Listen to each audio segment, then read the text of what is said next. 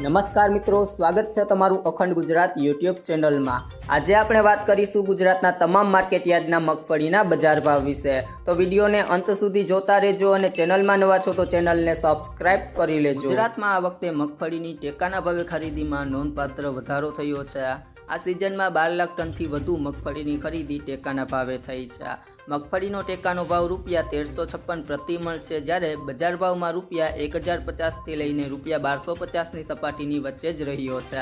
આથી ટેકાના ભાવે મગફળીનું વેચાણ વધ્યું છે। પાછલા 5 વર્ષ દરમિયાન કુલ માંડ 22 લાખ ટન આસપાસ મગફળીની ખરીદી ટેકાના ભાવે થઈ છે। 5 વર્ષની કુલ ખરીદીની અડધાથી પણ વધુ ખરીદી એકલા આ વર્ષ દરમિયાન થઈ છે।